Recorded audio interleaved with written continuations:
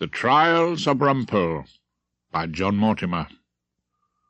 Rumpole and the Man of God.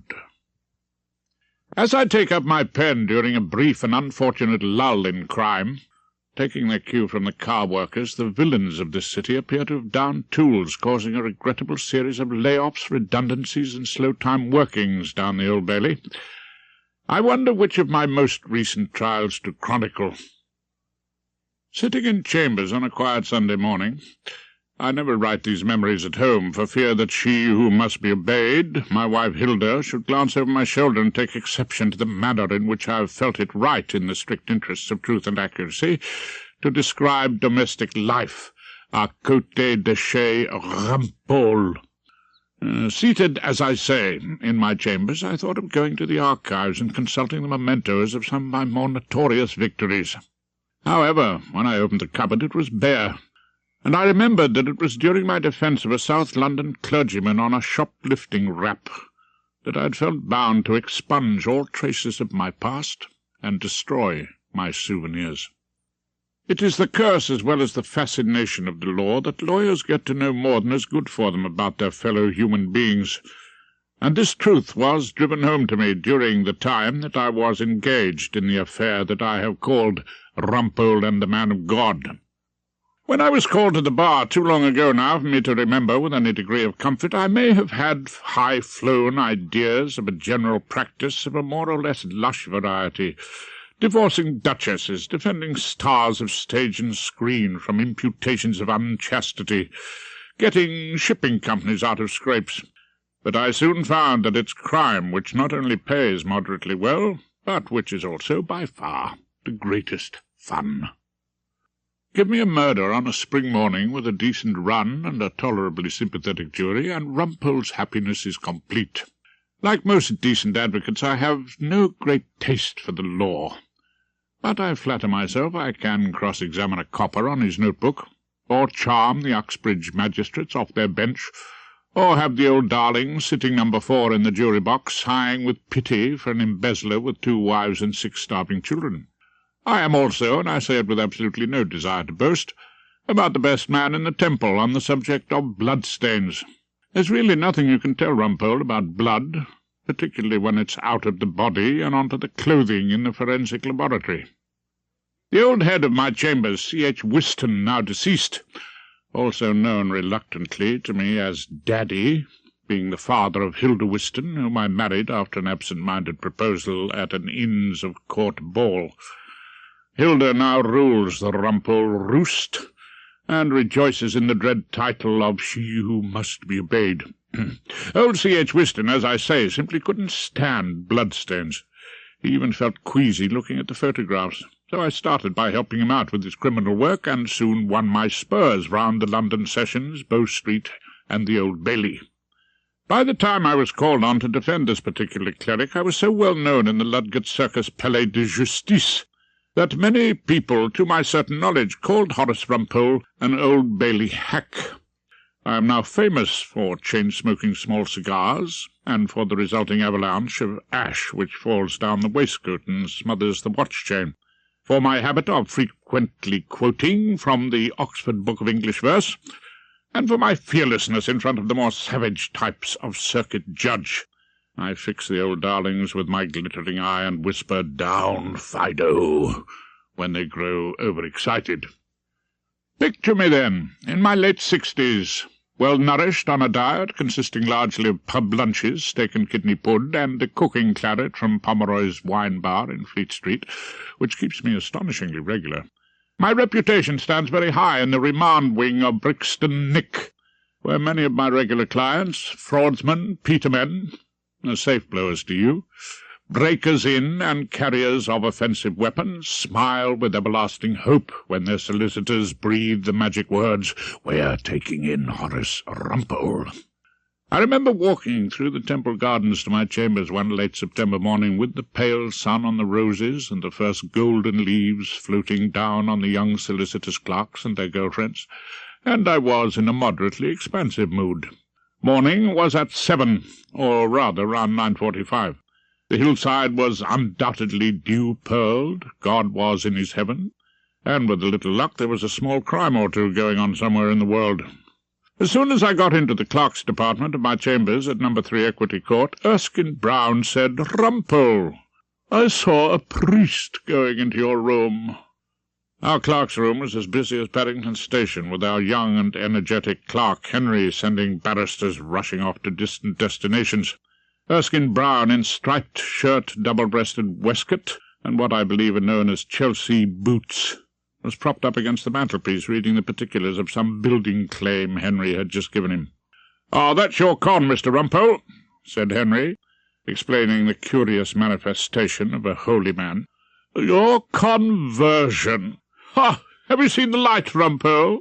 Is No. 3 Equity Court your road to Damascus?"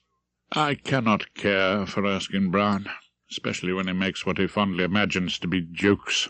I chose to ignore this and go to the mantelpiece to collect my brief, where I found old Uncle Tom, T.C. Rowley, the oldest member of our chambers, who looks in because almost anything is preferable to life with his married sister in Croydon. "Oh, dear," said Uncle Tom, "a vicar in trouble. I suppose it's the choir boys again. I always think the church runs a terrible risk having choir boys. They'd be far safer with a lot of middle-aged lady sopranos." I had slid the pink tape off the brief and was getting the gist of the clerical slip-up when Miss Trant, the bright young Portia of Equity Court, if Portias now have rimmed specs and speak with a Rodine accent, said that she didn't think vicars were exactly my line of country.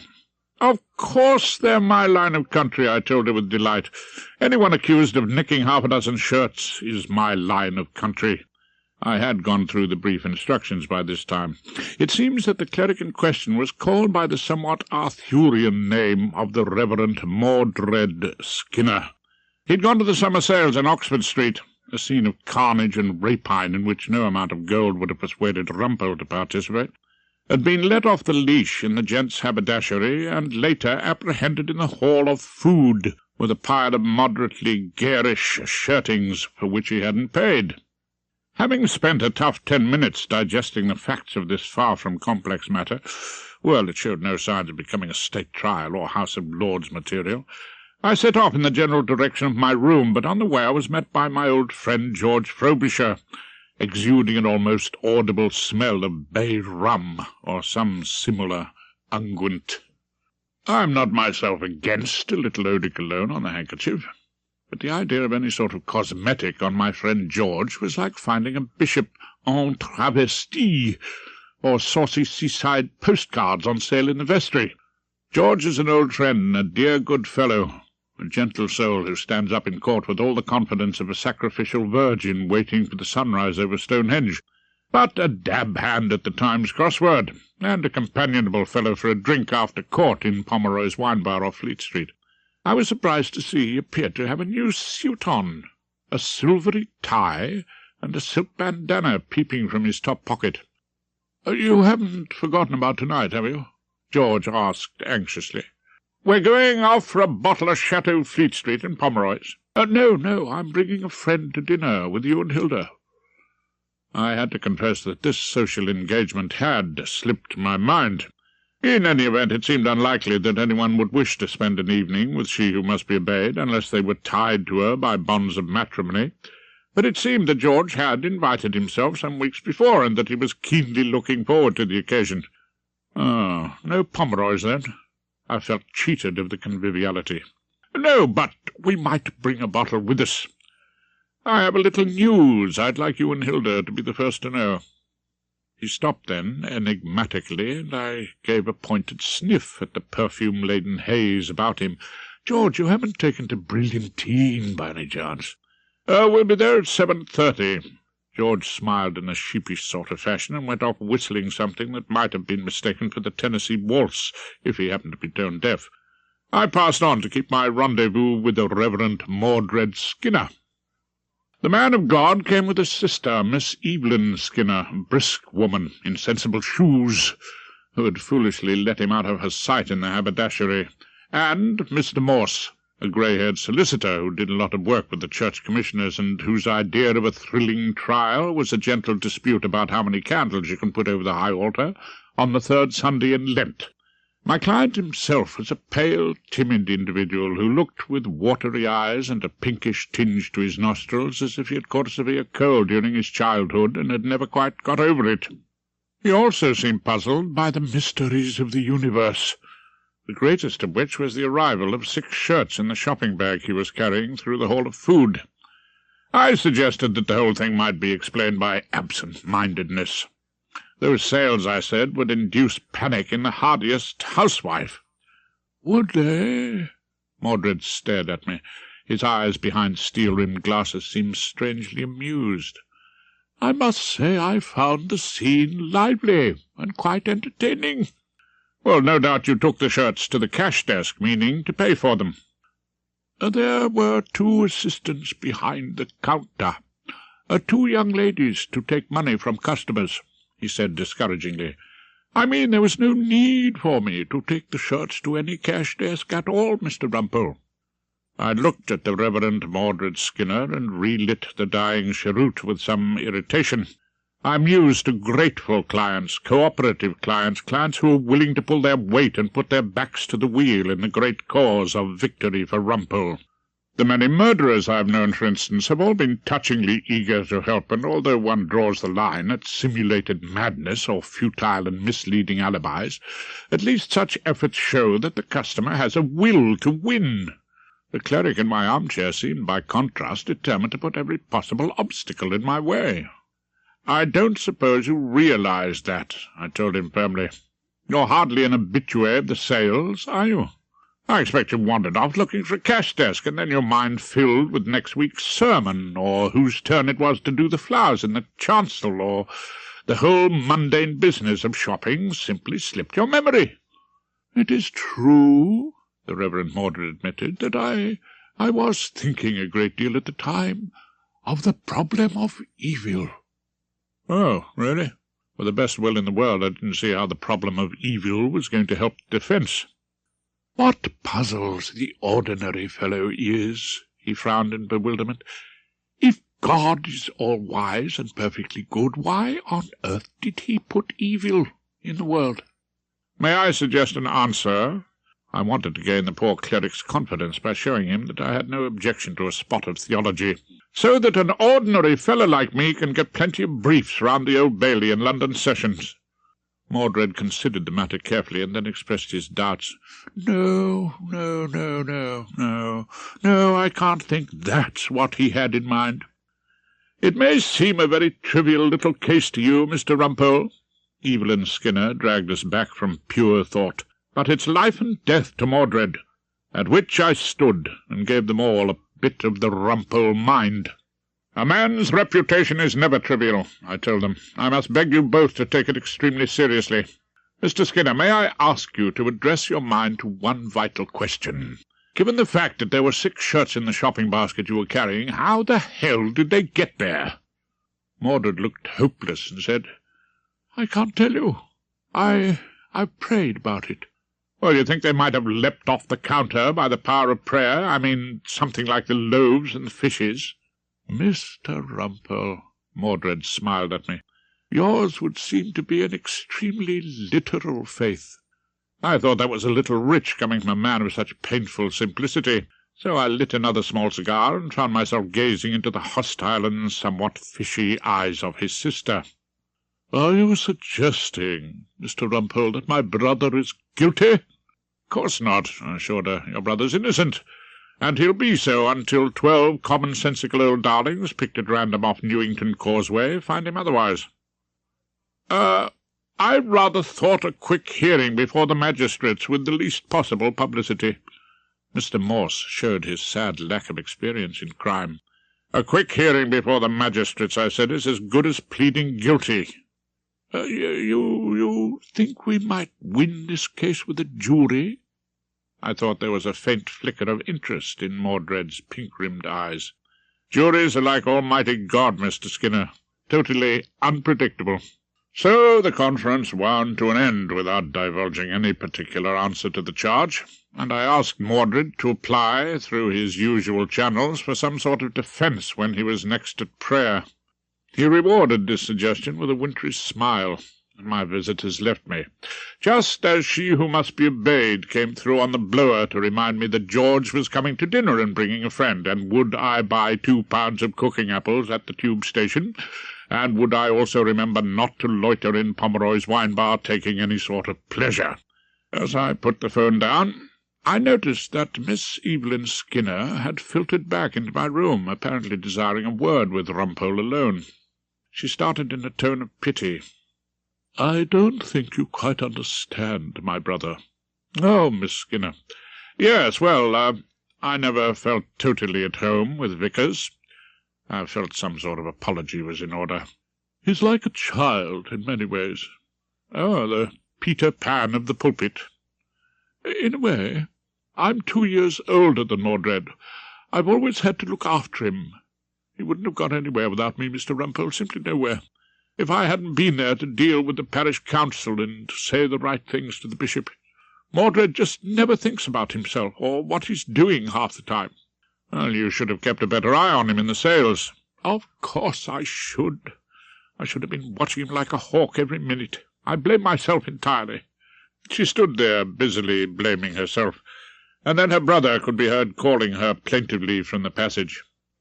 "Oh, coming, dear." "I'm coming at once," Evelyn said briskly, and was gone. I stood looking after her, smoking a small cigar, and remembering Hilaire Belloc's sound advice to helpless children. "Always keep tight hold of nurse, for fear of finding something worse." George Frobisher brought a friend to dinner, and as I had rather suspected when I got a whiff of George's perfume in the passage, the friend was a lady, or, as I think Hilda would have preferred to call her, a woman. Now, I must make it absolutely clear that this type of conduct was totally out of character in my friend George. He had an absolutely clean record so far as women were concerned. Oh, I imagine he had a mother, and I have heard him occasionally mutter about sisters. But George had been a bachelor as long as I had known him, returning from our convivial claret in Pomeroy's to the Royal Borough Hotel, Kensington, where he had a small room, reasonable en pension terms, and coloured television after dinner in the residence lounge, seated in front of which device George would read his briefs, occasionally taking a furtive glance at some long-running serial of hospital life. Judge of my surprise, therefore, when George turned up to dinner at Casa Rumpole with a very feminine, albeit middle-aged lady indeed. Mrs. Ida Tempest, as George introduced her, came with some species of furry animal wreathed about her neck, whose eyes regarded me with a glassy stare, as I prepared to help Mrs. Tempest partially disrobe. The lady's own eyes were far from glassy, being twinkling and roguish in their expression. Mrs. Tempest had reddish hair, rather the colour of falsely glowing artificial coals on an electric fire piled on her head, what I believe is known as a Cupid's bow mouth in the trade, and the sort of complexion which makes you think that if you caught its owner a brisk slap, you would choke in the resulting cloud of white powder. Her skirt seemed too tight, and her heels too high for total comfort, but it could not be denied that Mrs. Ida Tempest was a cheerful and even a pleasant-looking person. George gazed at her throughout the evening with mingled admiration and pride. It soon became apparent that in addition to his lady friend, George had brought a plastic bag from some off-licence containing a bottle of non-vintage Moet. Such things are more often than not the harbinger of alarming news, and sure enough, as soon as the pud was on the table, George handed me the bottle, to cope with an announcement that he and Mrs. Ida Tempest were engaged to be married, clearly taking the view that this news should be a matter for congratulation. "We wanted you to be the first to know," George said proudly.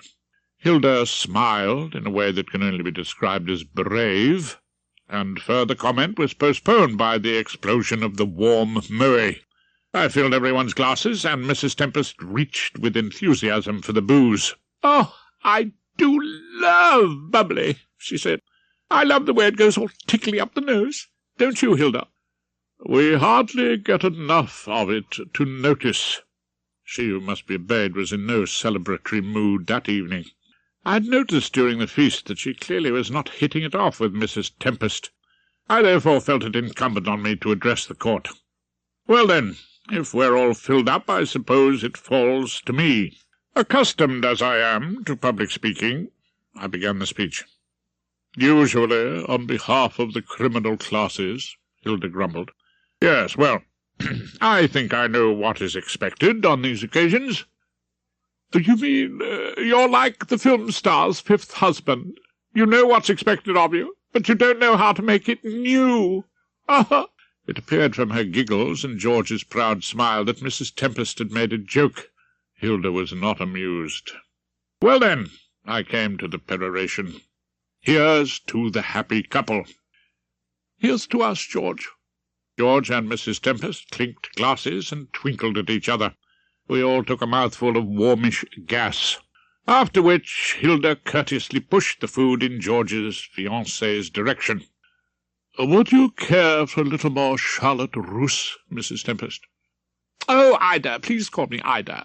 Well, just a teeny-weeny scraping. I don't want to lose my sylph-like figure, do I, Georgie? Otherwise you might not fancy me any more. There's no danger of that. The appalling thing was that George was looking roguish also. Of you not fancying me? Oh, I know. La Tempest simpered. I'm losing your figure, my dear. She's slim as a bluebell. Isn't she slim as a bluebell, Rumpole? George turned to me for corroboration. I answered cautiously, I suppose that depends rather on the size of the bluebell. Oh, Horace, you are terrible. Why have you been keeping this terrible man from me, George? Mrs. Tempest seemed delighted with my enigmatic reply. I hope we're going to see a lot of each other after we're married. George smiled round the table and got a small tightening of the lips from Hilda. Oh, yes, George, I'm sure that will be very nice. The tide had gone down in Mrs. Tempest's glass, and after I had topped it up, she held it to the light and said admiringly, Lovely glasses, so tasteful. Just look at that, George. Isn't that a lovely, tasteful glass? They're rejects, actually, Hilda told her, from the Army and Navy stores. What whim of Providence was it that led you across the path of my old friend George Frobisher? I felt I had to keep the conversation going. Mrs. Tempest, that is, Ida, came as a guest to the Royal Borough Hotel. George started to talk shyly of romance. You noticed me, didn't you, dear? Mrs. Tempest was clearly cast in the position of prompter. I must admit I did. And I noticed him noticing me. You know how it is with men, don't you, Hilda? Sometimes I wonder if Rumpole notices me at all. Hilda struck, I thought, an unnecessarily gloomy note. Of course I notice you, I assured her.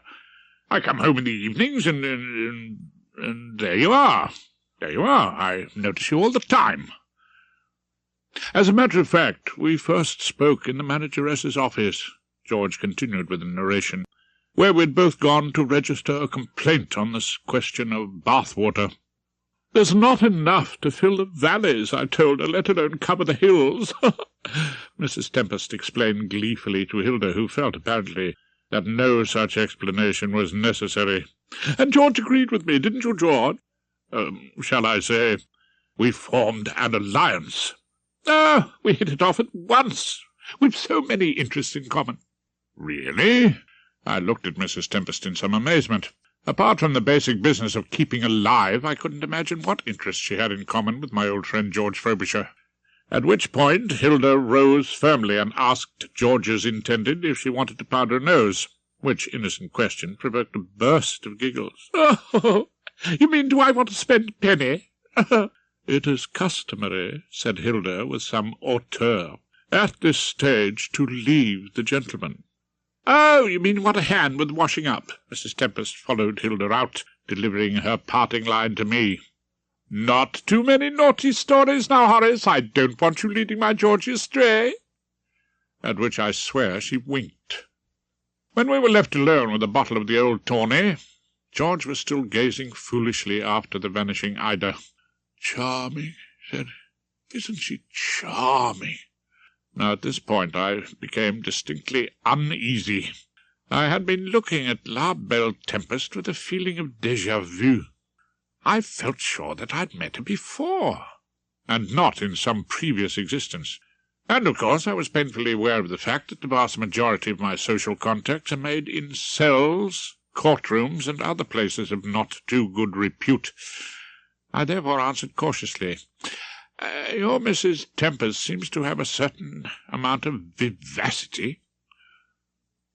"She's a very able businesswoman, too." "Is she now?" "Yes, she used to run an hotel with her first husband. Highly successful business, apparently, somewhere in Kent." I frowned. The word hotel rang a distant but distinctly audible bell. "So I thought, when we're married, of course, she might take up a small hotel again, in the West Country, perhaps." "And what about you, George? Would you give up your work at the bar and devote all your time to the Valletta?" I rather wanted to point out to him the difficulties of the situation. "Well, I don't want to boast, but I thought I might go for a circuit judgeship." George said this shyly, as though disclosing another astonishing sexual conquest. "In fact, I have applied, in some rural area." "You a judge, George? A judge?" "Oh, well, come to think of it, it might suit you. You never were much good in court, were you, old darling?" George looked slightly puzzled at this, but I blundered on. "It wasn't in Ramsgate, by any chance, was it? Where your inamorata kept a small hotel?" Why do you ask?" George was lapping up the port in a sort of golden reverie. "Don't do it, George," I said, loudly enough, I hoped, to blast him out of his complacency. "Well, don't be a judge." "Don't get married." "Oh, look, George, Your Honour, if your lordship pleases, have a little consideration, my dear boy." I tried to appeal to his better nature. "I mean, where would you be leaving me?" "Oh, very much as you are now, I should imagine." "Those peaceful moments of the day, those hours we spend with a bottle of Chateau Fleet Street from 5:30 on in Pomeroy's wine bar. That wonderful oasis of peace that lies between the Battle of the Bailey and the horrors of home life. You mean they'll be denied to me from now on? You mean you'll be bolting like a rabbit down the Temple Underground back to Mrs. Tempest and leaving me without a companion?" George looked at me thoughtfully and then gave judgment with, I thought, a certain lack of feeling. "Well, I am, of course, extremely fond of you, Rumpole, but you're not exactly, not someone who can share all one's interests with." "Don't do it, George. Marriage is like pleading guilty for an indefinite sentence, without parole." I poured more port.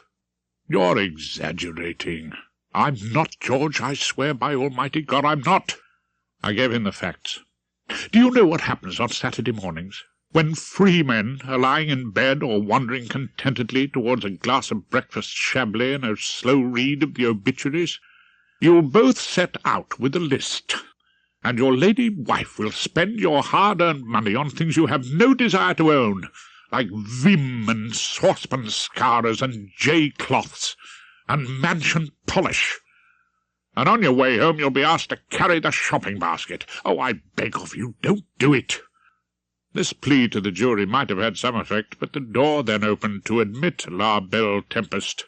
George's eyes glazed over, and he clearly became deaf to reason. And then Hilda entered and gave me a brisk order to bring in the coffee-tray. "She who must be obeyed," I whispered to George on my way out. "Do you see what I mean, George?" I might as well have saved my breath. He wasn't listening. On the following Monday, I went down to Dockside Magistrates' Court to defend young Jim Timpson on a charge of taking and driving away a Ford Cortina. I have acted for various members of the clan Timpson, a noted breed of South London villains, for many years. They know the law, and their courtroom behaviour, I mean the way they stand to attention and call the magistrate sir, is impeccable. I went into battle fiercely that afternoon, and it was a famous victory.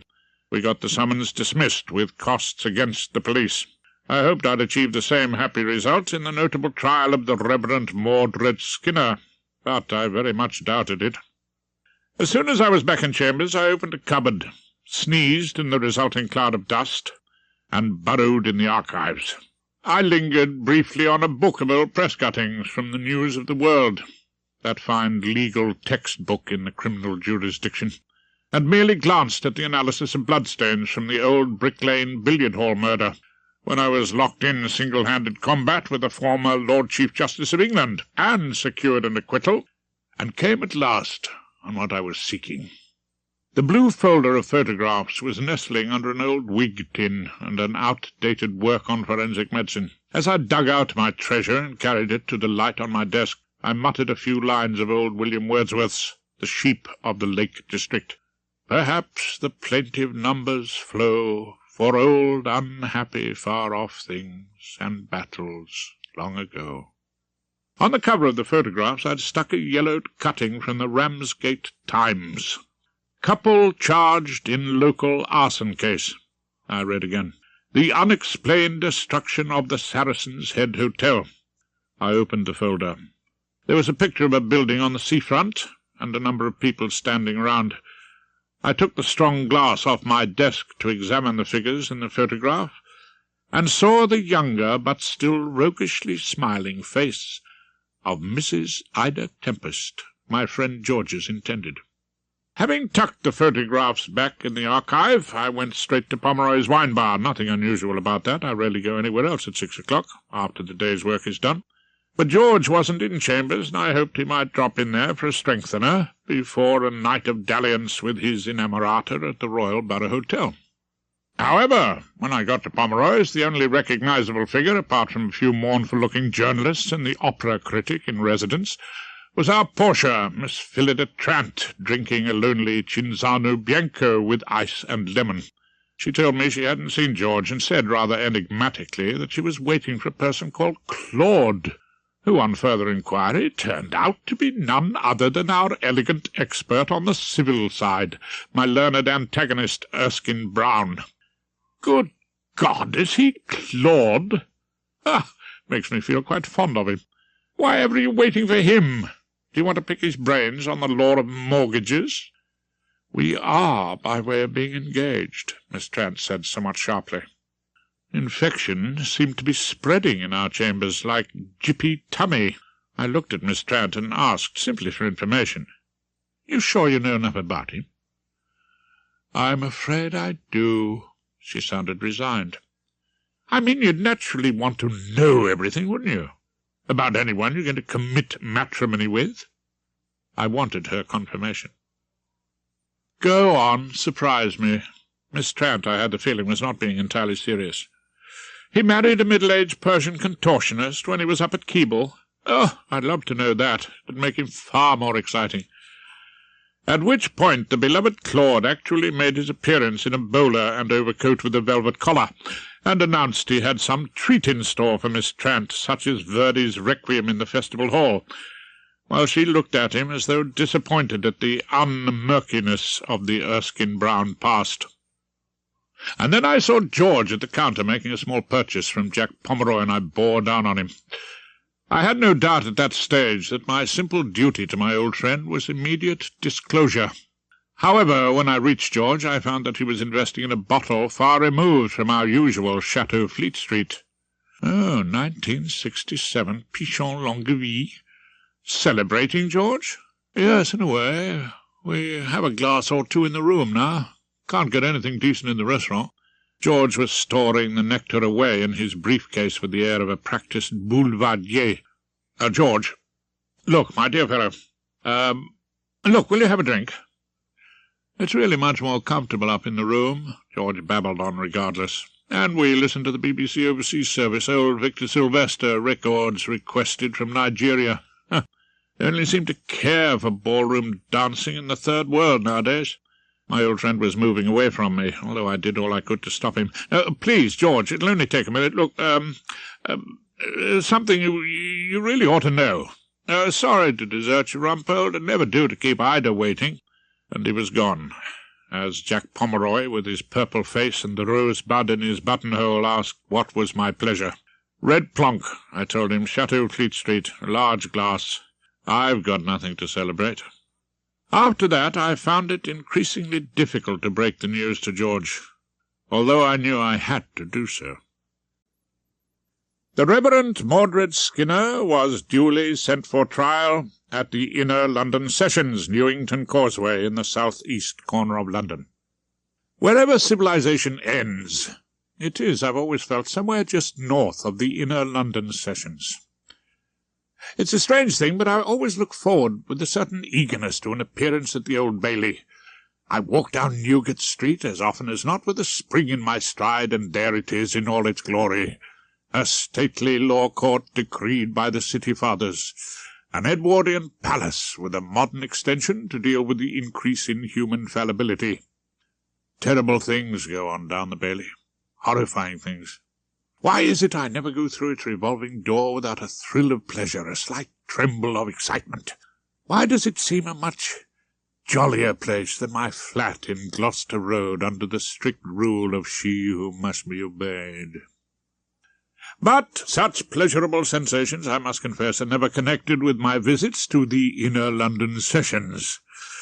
While a hint of spring sunshine often touches the figure of justice on the dome of the Bailey, it always seems to be a wet Monday in November at Inner London. The Sessions House is stuck in a sort of urban desert down the Old Kent Road, with nowhere to go for a decent bit of steak and kidney pud during the lunch hour. It's a sad sort of court, with all the cheeky cockney sparrows turned into silent figures waiting for the burglary to come on in court too. And the juries there look as if they relied on the work to eke out their social security. I met the reverend gentleman after I had donned the formal dress. Yellowing wig, bought second-hand from an ex-Attorney General of Tonga in 1932. Somewhat frayed gown, collar like a blunt extension. He seemed unconcerned and was even smiling a little, although his sister Evelyn looked like one about to attend a burning at the stake. Mr. Morse looked thoroughly uncomfortable, and as if he'd like to get back to a nice discussion of the almshouse charity in Chipping Sodbury. I tried to instill a suitable sense of the solemnity of the occasion in my clerical customer by telling him that God, with that wonderful talent for practical joking which has shown itself throughout recorded history, had dealt us his honour Judge Bullingham. "Is he very dreadful?" Mr. Skinner asked, almost hopefully. Why he was ever made a judge is one of the unsolved mysteries of the universe. I was determined not to sound reassuring. I can only suppose that his unreasoning prejudice against all black persons, defence lawyers, and probation officers comes from some deep psychological cause. Perhaps his mother, if such a person can be imagined, was once assaulted by a black probation officer who was on his way to give evidence for the defence. I wonder how he feels about parsons. My client seemed not at all put out. Oh, God knows, I rather doubt if he's ever met one. The bull's leisure taste runs to strong drink and all in wrestling. Come along, we might as well enter the corrida. A couple of hours later, His Honour Judge Bullingham, with his thick neck and complexion of a beetroot past its first youth, was calmly exploring his inner ear with his little finger, and tolerantly allowing me to cross-examine a large gentleman named Pratt, resident Flatfoot at the Oxford Street Bazaar. "Mr. Pratt, how long have you been a detective in this particular store?" 10 years, sir." "And before that?" "I was with the Metropolitan Police." "Why did you leave?" "Pay and conditions, sir, were hardly satisfactory." "Oh, really? You found it more profitable to keep your beady eye on the ladies' lingerie counter than to do battle in the streets with serious crime?" "Are you suggesting that this isn't a serious crime, Mr. Rumpole?" The learned judge, who pots villains with all the subtlety of his namesake animal, charging a gate, growled this question at me with his face going a darker purple than ever, and his jowls trembling. "For many people, my lord," I turned to the jury and gave them the message, "6 shirts might be a mere triviality. For the Reverend Mordred Skinner, they represent the possibility of total ruin, disgrace, and disaster. In this case, my client's whole life hangs in the balance."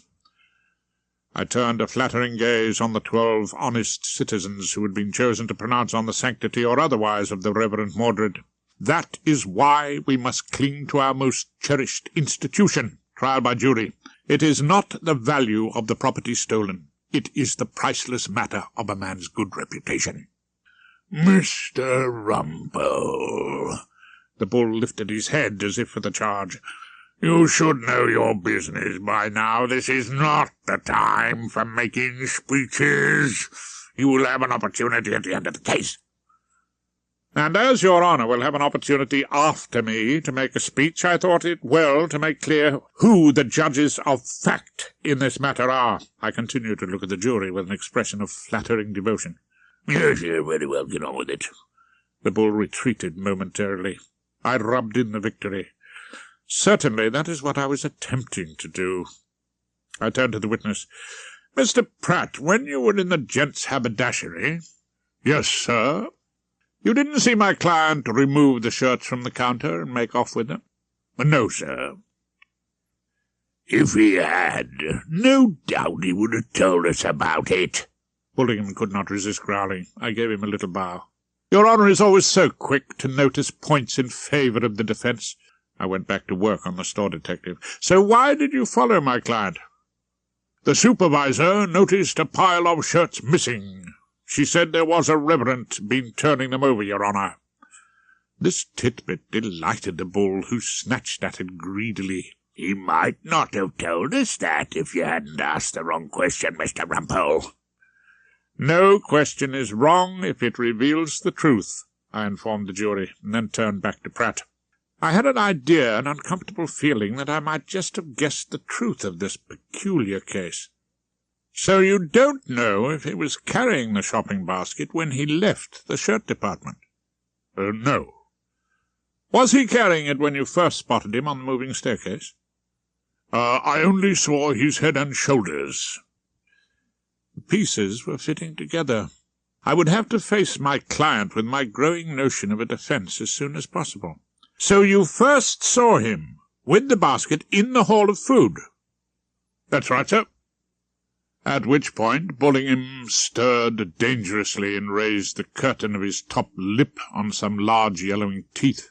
He was about to make a joke. Are you suggesting, Mr. Rumpole, that a basket full of shirts mysteriously materialized in your client's hand in the tinned meat department? At which the jury laughed obsequiously. Rumpole silenced them in a voice of enormous gravity. Might I remind your honour of what he said? This is a serious case. As you cross-examined Mr. Rumpole, I was beginning to wonder. Bullingham was still grinning. The art of cross-examination, your honour, is a little like walking a tightrope. Oh, is it? Yes, one gets on so much better if one isn't continually interrupted. At which Bullingham relapsed into a sullen silence, and I got on with the work in hand. It would have been quite impossible for Mr. Skinner to have paid at the shirt counter, wouldn't it? No, sir. There were 2 assistants behind the counter. Young ladies? Yes, sir. When you saw them, what were they doing? I can't exactly recall. Well, then, let me jog your memory. Here I made an informed guess at what any 2 young lady assistants would be doing at the height of business during the summer sales. Were they not huddled together in an act of total recall of last night in the disco or Palais de Hop? Were they not blind and deaf to the cries of shirt-buying clerics? Were they not utterly oblivious to the life around them? The jury was looking at me and smiling, and some of the ladies nodded understandingly. I could feel that the old darlings knew all about young lady non-assistants in Oxford Street. Well, Mr. Pratt, isn't that exactly what they were doing? It may have been, your honour. So is it surprising that my client took his purchase and went off in search of some more attentive assistance? But I followed him downstairs into the hall of food. Have you any reason to suppose he wouldn't have paid for his shirts there, given the slightest opportunity? I saw no sign of his attempting to do so. Just as you saw no sign of the salesladies attempting to take his money. No, but— It's a risky business entering your store, isn't it, Pratt? I put it to him. You can't get served, and no one speaks to you except to tell you that you're under arrest. I sat down to some smiles from the jury and a glance from the bull. An eager young man named Ken Rydell was prosecuting. I had run up against this Rydell, a ginger-haired, bespectacled wonder who might once have been a senior scout and won the Duke of Edinburgh Award for being left out on the mountainside for a week. Ken felt a strong sense of team spirit and loyalty to the Metropolitan Police, and he was as keen as mustard to add the Reverend Mordred Skinner to the notches on his woggle. "Did you see Mr. Skinner make any attempt to pay for his shirts in the Hall of Food?" Ken asked Pratt. I read a note from my client that had finally arrived by way of the usher. No, I didn't," said Pratt. Ken was smiling, about to make a little scout-like funny. "He didn't ask for them to be wrapped up with a pound of ham, for instance?" "No, sir." Pratt laughed and looked round the court to see that no one else was laughing, and the bull was glaring at Ken. "This is not a music hall, Mr. Rydell. As Mr. Rumpole has reminded us, this is an extremely serious case. The whole of the reverend gentleman's future is at stake." The judge glanced at the clock as if daring it not to be time for lunch. The clock cooperated, and the bull rose, muttering, 2:10, members of the jury. I crumpled my client's note with some disgust and threw it on the floor as I stood to bow to the bull. The Reverend Mordred had just told me he wasn't prepared to give evidence in his own defence. I would have to get him on his own and twist his arm a little. "I simply couldn't take the oath," he told me later. "What's the matter with you? Have you no religion?" The cleric smiled politely and said, less as a question than a statement of fact, "You don't like me very much, do you?" We were sitting in one of the brighter hostelries in Newington Causeway. The bleak and sour-smelling saloon-bar was sparsely populated by 2 ailing cleaning ladies drinking stout, another senior citizen who was smoking the dog-ends he kept in an old OXO tin and exercising his talent as a coffer for England, and a large drunk in a woolly bobble hat who kept banging in and out of the gents with an expression of increasing euphoria. I had entrusted to Mr. Morse, the solicitor, the tricky task of taking Miss Evelyn Skinner to lunch in the public canteen at the Sessions House. I imagined he'd get the full blast of her anxiety over the grey, unidentifiable meat and 2 veg. Meanwhile, I had whisked the Reverend out to the pub, where he sat with the intolerably matey expression vicars always assume in licensed premises. "I felt you might tell me the truth. You, of all people. Having a collar on back to front must mean something." "Truth is often dangerous. It must be approached cautiously, don't you think?" My client bit nervously into a singularly unattractive sausage. I tried to approach the matter cautiously. "I've noticed with women," I told him. "With my wife, for instance, when we go out on our dreaded Saturday morning shopping expeditions, that she who must be obeyed is in charge of the shopping basket. She makes the big decisions, how much vim goes in it and so forth. When the shopping's bought, I get the job of carrying the damn thing home. Simple faith is far more important than the constant scramble after unimportant facts." Mordred was back on the old theology. "I believe that's what the Lives of the Saints tells us." Enough of this cathedral gossip. We were due back in court in half an hour, and I let him have it between the eyes. "Well, my simple faith tells me that your sister had the basket in the shirt department." "Oh, does it?" He blinked most of the time, but not then. "When Pratt saw you in the Hall of Food, you were carrying the shopping basket, which she'd handed to you on the escalator." Perhaps. Because she had taken the shirts and put them in the bag when you were too busy composing your sermon on the problem of evil to notice." I lit a small cigar at that point, and Mordred took a sip of sour bitter. He was still smiling as he started to talk, almost shyly at first, and then with increasing confidence. "She was a pretty child. It's difficult to believe it now. She was always attracted to bright things, boiled sweets, red apples, jewellery and Woolworths. As she grew older, it became worse. She would take things she couldn't possibly need. Spectacles, bead handbags, cigarette cases, although she never smoked.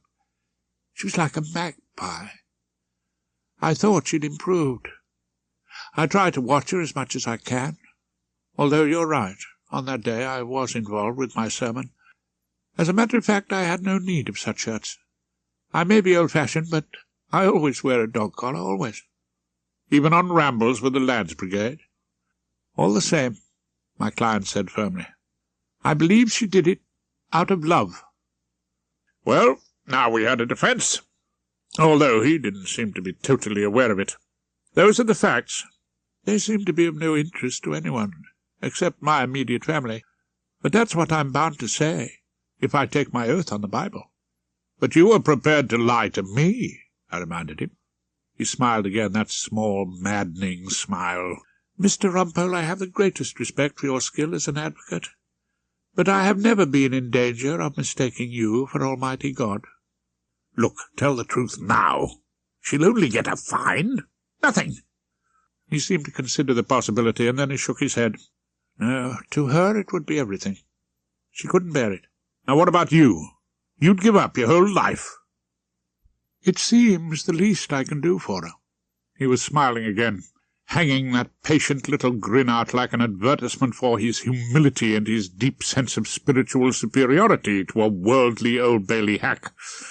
I ground out my small cigar in the overflowing ashtray and almost shouted, Good God, I don't know how I keep my temper. Yes, I do sympathize. He found his ideas irritated people dreadfully, particularly lawyers. He was almost laughing now. But you do understand, I'm quite unable to give evidence on oath to the jury. As every criminal lawyer knows, it's very difficult to get a client off unless he's prepared to take the trouble of going into the witness box, to face up to the prosecution and to demonstrate his innocence, or at least his credentials, as a fairly likeable character who might buy you a pint after work, and whom you would not really want to see festering in the nick. After all, fair's fair. The jury have just seen the prosecution witnesses put through it, so why should the prisoner at the bar sit in solemn silence in the dock? I knew that if the Reverend told his story with suitable modesty and regret, I could get him off, and Evelyn would merely get a well-earned talking to. When he refused to give evidence, I could almost hear the rustle of unfrocking in the distance.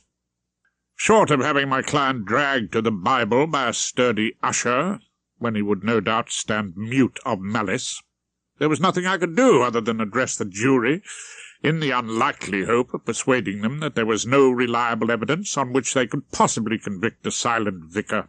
I was warming to my work as Bullingham sat inert, breathing hoarsely, apparently about to erupt.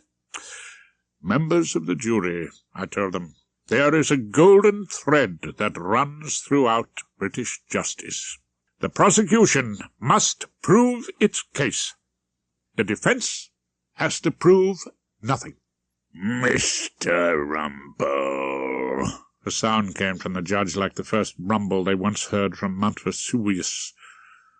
I soldiered on.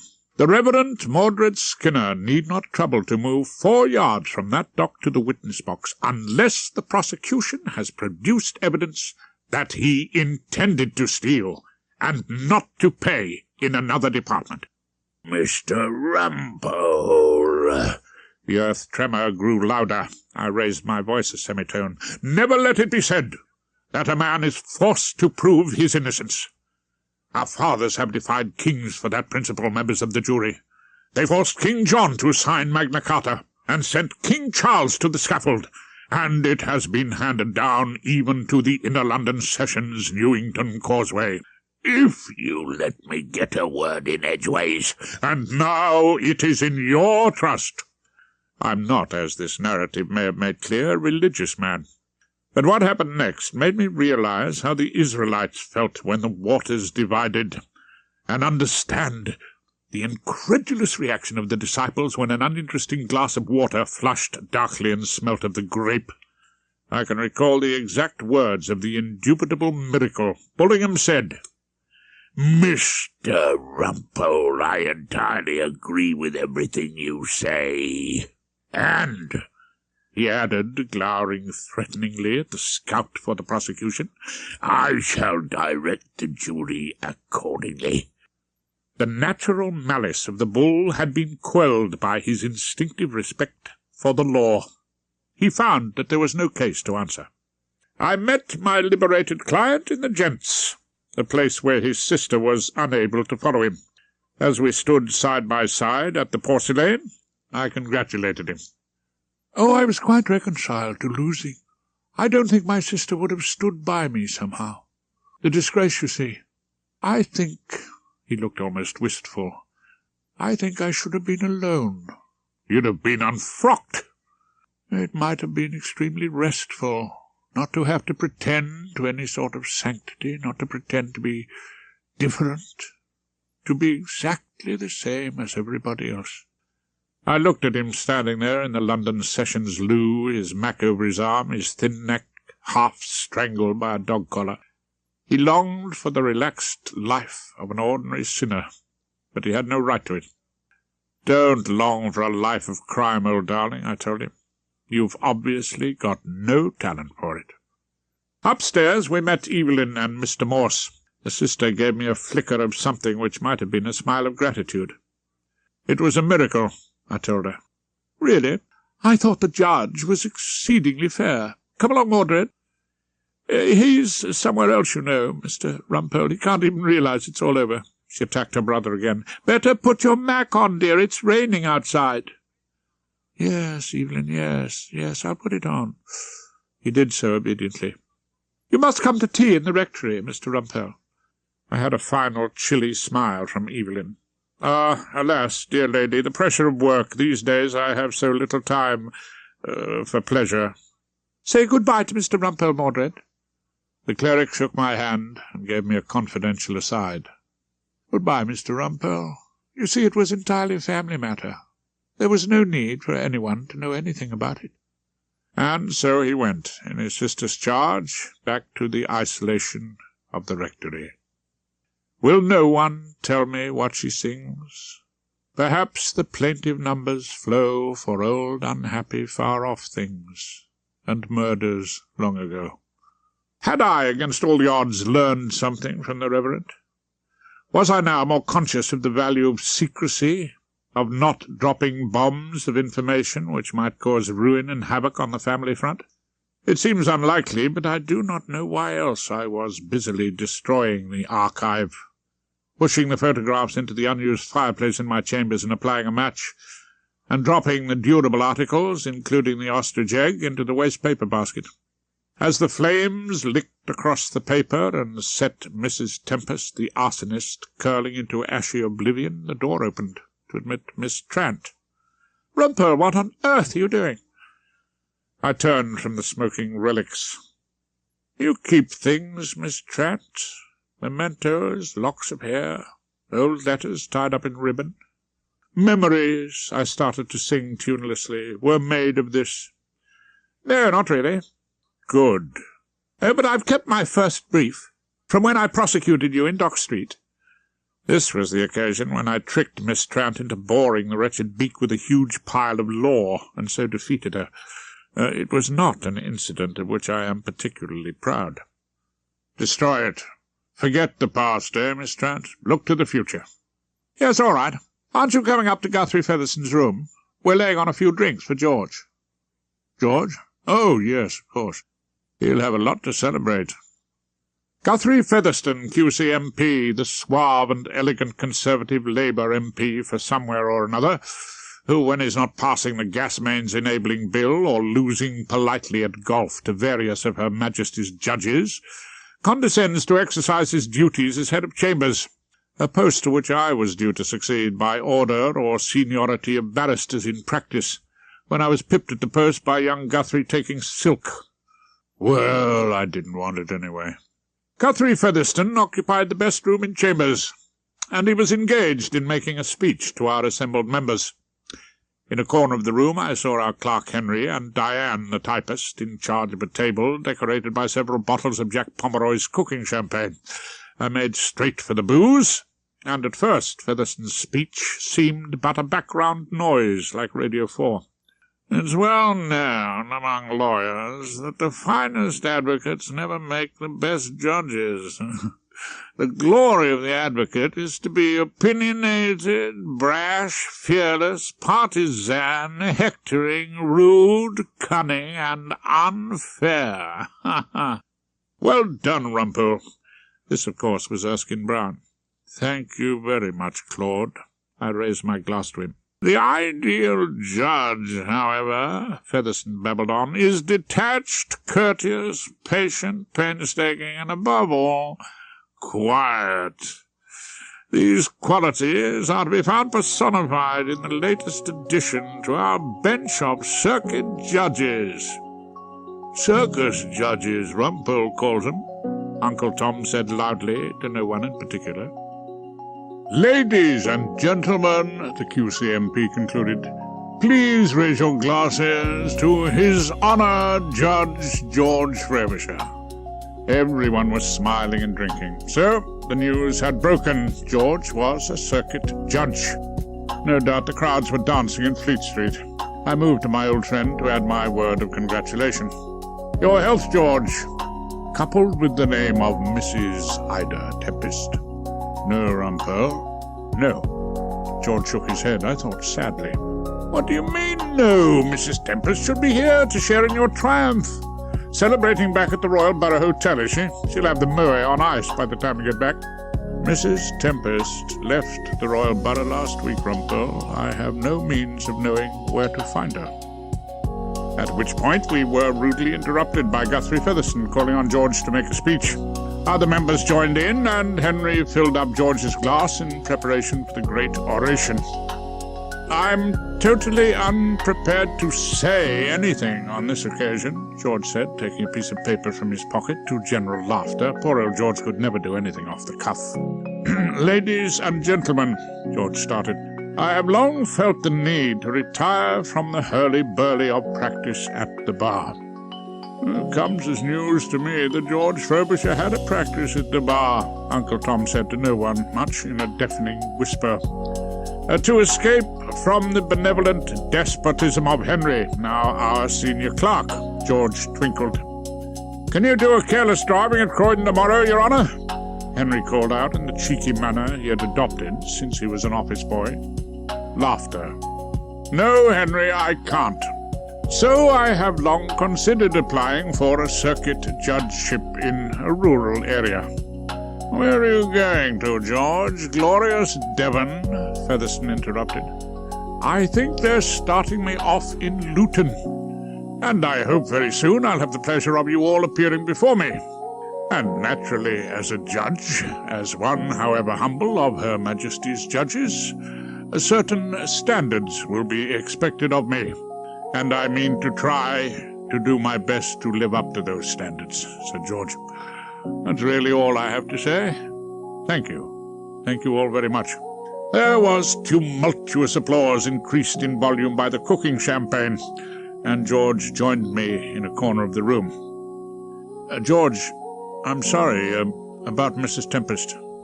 It was your fault, Rumpole. George looked at me with an air of severe rebuke. My fault? I stood amazed, but I said nothing. Not a word. Now, you know me, George. Discretion is Rumpole's middle name. I was silent as the tomb. When I brought her to dinner with you and Hilda, she recognized you at once. Well, I said, she didn't show it. Ah, well, she's a remarkable woman. I was junior counsel for her former husband. I'm sure he led her on. She made an excellent impression, George, in the witness box. I tried to sound comforting. She made an excellent impression on me, Rumpole. She thought that you would be bound to tell me. She thought that. So she decided to tell me first. I stood looking at George, feeling unreasonably guilty. Somewhere in the distance, Uncle Tom was going through the usual form of words. As I remember, Ida Tempest got 3 years, I said. Yes, said George. Her former husband got 7. I was trying to cheer him up. I don't believe Ida actually applied the match. All the same, Rumpole, it was a risk I didn't feel able to take. You didn't notice the smell of burning, did you, George, any night in the Royal Borough Hotel? Of course not. But the Lord Chancellor's secretary had just told me of my appointment. It doesn't do for a judge's wife to have done 3 years, even with full remission. I looked at George. Was the sacrifice, I wondered, really necessary? Did you have to be a judge, George? I thought of that, of course, but I had the appointment. You know, at my age, Rumpole, it's difficult to learn any new sort of trade. I filled George's glass. Oh, drink up, George. There may be other ladies turning up at the Royal Borough Hotel. I very much doubt it, he replied. Every night when I sit at the table for one, I shall think, if only I'd never taken her to dinner at Rumpole's. Then I might never have known, don't you see? We could have been perfectly happy together. Sometimes I feel it will be difficult to forgive you, Rumpole, George said, very quietly. George, what did I do? I protested. I didn't say anything. But it wasn't true. My mere existence had been enough to deny George his happiness. At which point Uncle Tom finished his speech, and the other barristers raised their glasses to George and started to sing for He's a Jolly Good Fellow. I left them and went out into the silence of the temple, where I could still hear them singing. Next Saturday morning, I was acting the part of the native bearer with the vim basket, following She Who Must Be Obeyed through the supermarket undergrowth on our ritual shopping expedition. They've never made George Frobisher a judge. My wife seemed to feel it an occasion for ridicule and contempt. In my view, an excellent appointment, I said. I should expect to have a good record of acquittals in the Luton Crown Court. When are they going to make you a judge, Rumpole? Oh, don't ask silly questions. I'd start every sentence with, there, but for the grace of God, goes Horace Rumpole. Oh, I can imagine what she's feeling like, Hilda sniffed. She? The cat that swallowed the cream. Her Honour, Mrs. Judge, Mrs. Ida Tempest. I'll think she's quite the thing, I'll be bound. No, she's gone, I said. Gone, Rumpole? What did George say about that? Cried, and the world cried too. Ours the treasure. Suddenly, as rare things will, she vanished. We climbed on a bus, heavily laden, back to Casa Rumpole. George is well out of it. He wants my opinion. Oh, well, I don't think he does. What? Want your opinion? Later, in our kitchen, as she stored the vim away under the sink and I prepared our Saturday morning G&T, a thought occurred to me. Do you know, I'm not sure I should have taken up as a lawyer. Whatever do you mean? Or perhaps I should have taken up as a vicar. Rumpole, have you been getting at the gin already? Faith, not facts, is what we need, do you think? Hilda was busy unpacking the saucepan scars. Perhaps she didn't quite get my drift. George Frobisher has always been a bad influence, keeping me out drinking, she said. Let's hope I'll be seeing more of you now he's been made a judge. I'd never have to know all these facts about people if I hadn't set up as a lawyer. Of course you should have been a lawyer, Rumpole. Why, exactly? Well, if you hadn't set up as a lawyer, if you hadn't gone into Daddy's chambers, you'd never have met me, Rumpole. I looked at her, suddenly seeing great vistas of what my life might have been. That's true, I said. Damn it, that's very true. Put the gumption away for me, will you, Rumpole? She who must be obeyed. Of course, I did.